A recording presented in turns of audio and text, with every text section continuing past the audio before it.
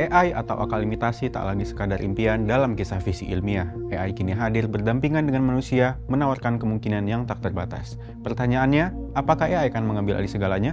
Apakah tangan manusia yang selama ini mencipta dengan rasa dan intuisi akan digantikan oleh algoritma tanpa jiwa?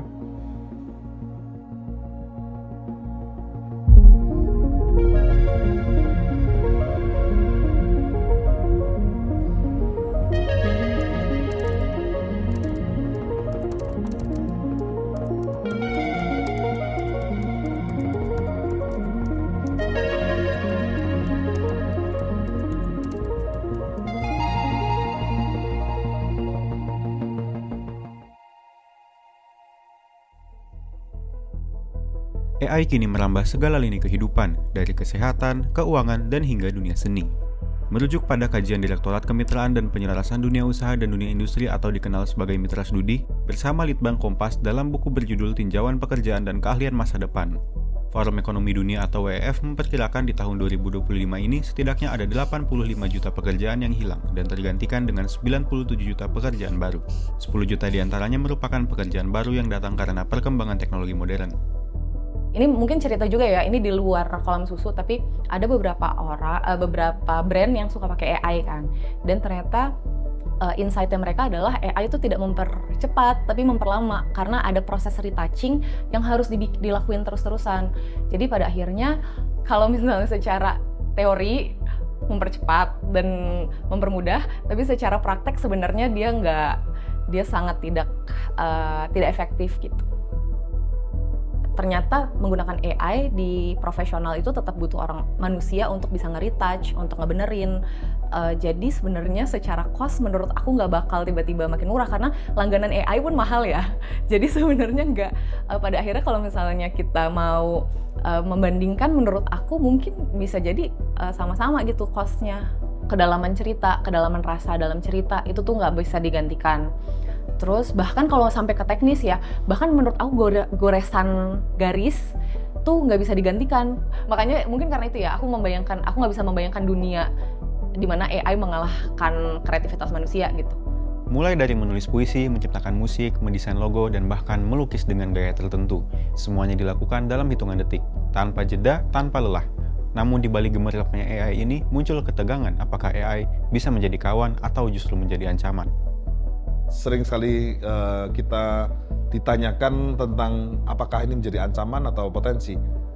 Mungkin yang langsung terasa adalah ketika teknologi diterapkan, tentu saja dalam pertimbangan bisnis, pengusaha melihat bahwa penempatan teknologi akan mengotomasi pekerjaan-pekerjaan yang selama dikerjakan manusia.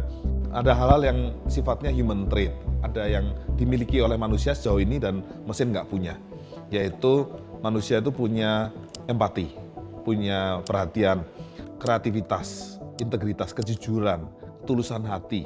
Hal semacam itu yang perlu tetap dipertahankan manusia dan menjadi layanan yang harusnya tidak tergantikan oleh mesin. Karena mesin sendiri kan di dalamnya tidak punya hal-hal yang ada pada human trait itu. Berdasarkan hasil survei platform.io terkait tanggapan mereka terhadap keberadaan text-to-image software, apakah akan berdampak pada praktik kerja kreatif mereka di masa depan? Dapat dilihat, hampir setengah dari total responden merasa bahwa keberadaan text-to-image software akan mengubah praktik kerja kreatif secara positif. Dan hanya 6,6% responden merasa akan mengubah praktik kerja kreatif secara negatif. Aku tuh ada di tim optimis bahwa manusia tidak akan dikalahkan oleh AI.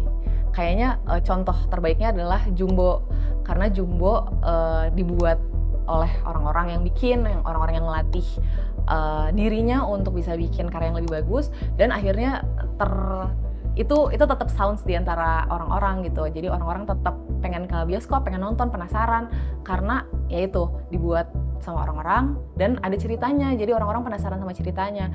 Kayaknya kompleksitas itu nggak bisa digantikan sama AI.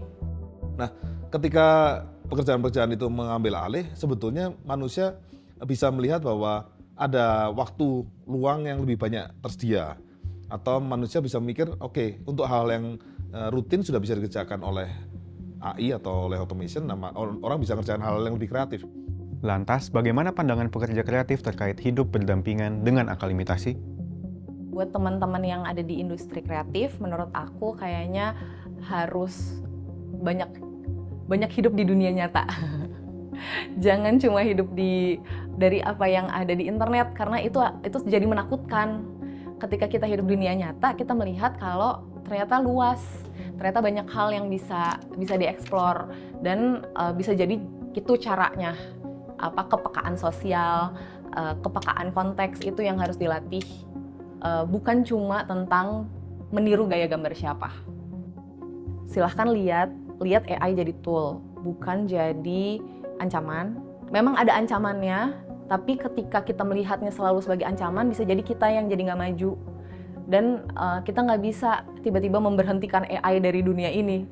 Jadi kita harus belajar hidup bersama AI, tapi tidak menjadikan AI juga satu-satunya solusi dari segala masalah kita gitu. Di ujung perjalanan ini, kita tidak menemukan akhir tetapi awal yang baru. AI merupakan sebuah perkembangan teknologi yang tidak dapat dihindari.